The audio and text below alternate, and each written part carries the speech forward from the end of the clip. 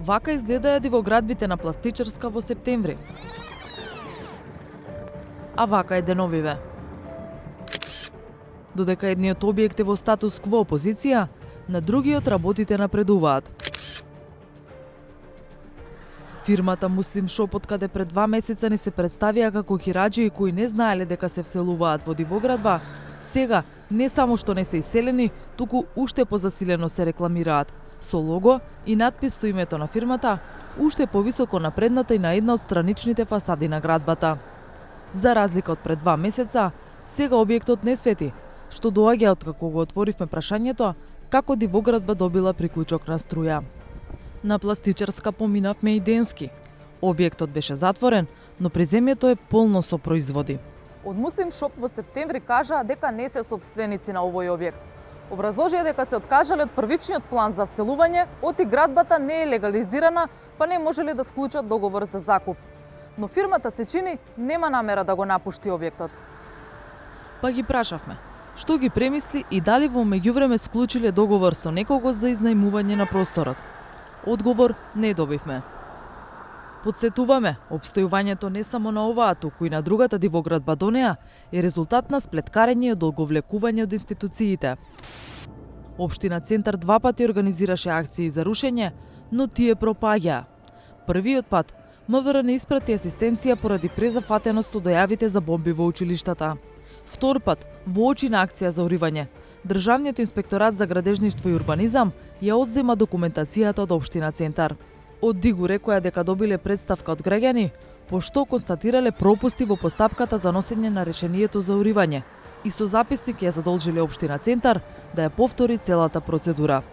Предметот заврши на управен суд. Општина Центар во јуни годинава со тужба до управниот суд ги спореше записниците на Државниот инспекторат за градежништво и урбанизам, со кои де факто се саботираше акција за уривање на дивоградбите на Пластичарска. Но управниот суд со решение ја отфрли тужбата на Центар и појасни: записници не се управни акти, па оттаму и нема основа за управен спор. Судот наоѓа дека записниците не представуваат конечен поединечен управен акт, поради што, согласно цитираните законски одредби, судот наоѓа дека не се исполнети законските услови за водење на управен спор. Со решението на управниот суд, веќе се запознаени во општина Центар. Дури и тврдат дека им оди во прилог. Управниот суд вели дека записници не се управни акти, Токму така. оттаму нема основа да се води управен спор. Токму така и ние Зарем вашиот тим не знаеше што дека записници не се управни акти? Знаеше, имавме И па зошто поднесовте тужба? неколку состаноци и затоа е поднесено и приговор и до Државниот инспекторат, а воедно и поднесовме тужба за да видиме како ќе се произнесе и судот.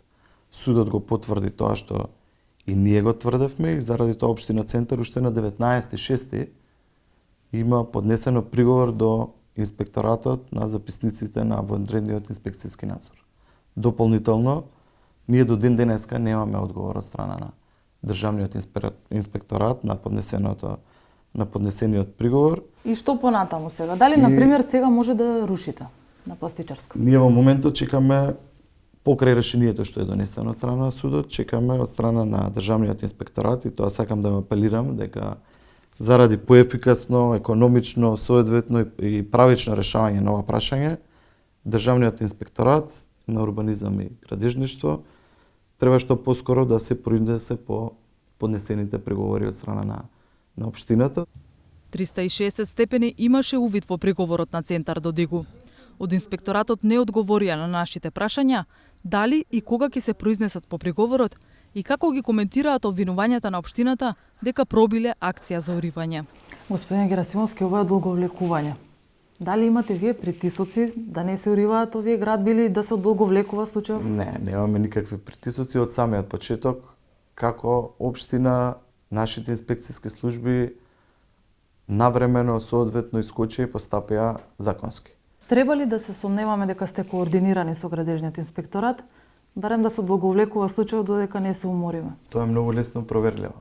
Значи, ние имавме една средба по моје барање во Министерството за транспорт, за да најдеме решение на проблемот и на лавиринтот кој што се прави за неспроведување. Ние како општина, доколку не сме сакале да го спроведеме, немаше јас како градоначалник да ги потпишам оние две решение за рушење. Немаше да спроведеме набавка за избор на фирма која што би го рушила објектот.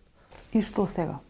Сега чекаме произнесување од страна на ДИГУ на Повторно поднесените одолговлекување, приговори, значи. за да знаеме што да постапиме, како да постапиме како општина и како инспекцијски служби. Хипотетички, ако никогаш не ви вратат одговор. Па ние ќе направиме притисок да добиеме што побрзо одговор. Значи, додека не се произнесе ДИГУ, нема да рушите на Сега да. на терен. Што значи може и ова да потрае додека ви заврши мандатот? Па не верувам дека толку долго би траело. А каков притисок вие би можеле да направите за да се убрза постапката од нивна страна?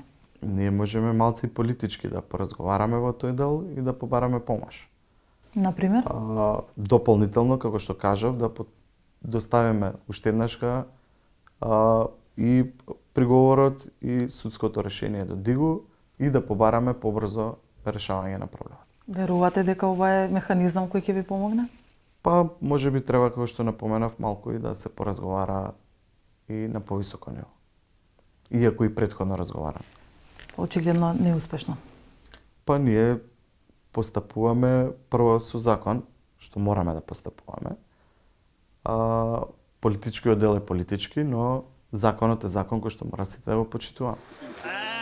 Случајот одамна е стигнат до ушите на премиерот, кој неколку пати застана за одлуките на локалната власт во центар.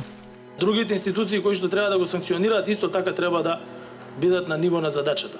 Затоа што доста беа попусти 30 години во оваа држава, некој да се чувствува државата да му е мајка, а на некого да му е маќеа. Обвинителството одамна расчисти дека во случајот сторено е кривично дело, бесправно градење. Сега оттаму велат дека има сознанија и за можни сторители на кривичното дело и дека продолжуваат да преземаат действија. И 360 степени ќе продолжи да го следи развојот на настаните.